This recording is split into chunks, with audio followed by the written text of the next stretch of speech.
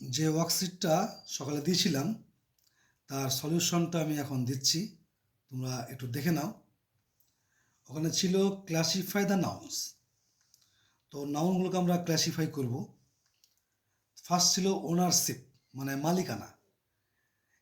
এটা যাবে অ্যাবস্ট্রাক্ট নাউনের।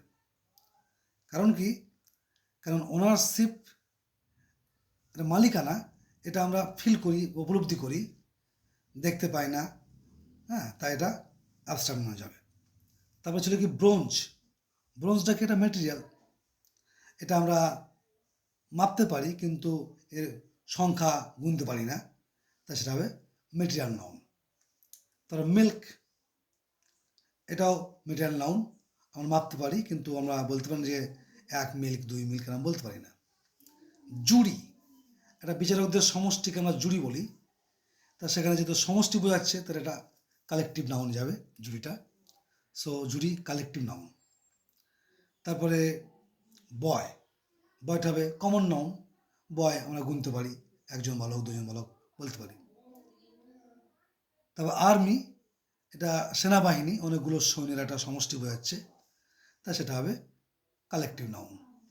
ক্রুয়েলটি, নিষ্ঠুরতা, এটা আমরা উপলব্ধি করি, এটা হবে অ্যাবস্ট্রাক্ট নাউন।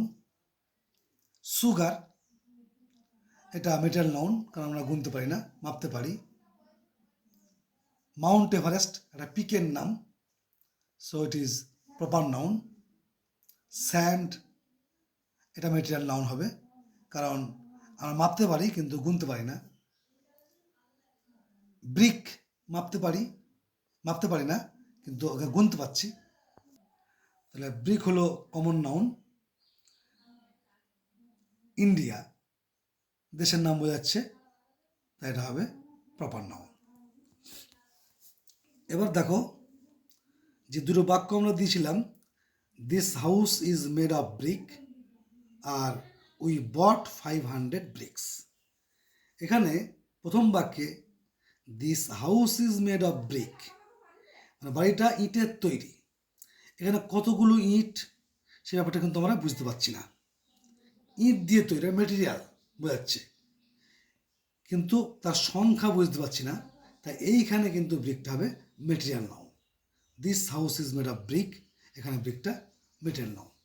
2 নম্বর সেন্টেন্স দেখো, উই বট 500 ব্রিক্স। আর বলে দিচ্ছি যে 500টা ইট আমরা কিনেছি। তো 500টা ইট, এটা সংখ্যা, বা আমরা এটা গুনতে পারছি, কাউন্ট করতে পারছি, সো ইট ইজ কাউন্টেবল, বা এটা হবে কমন নাউন। বোঝা গেছে?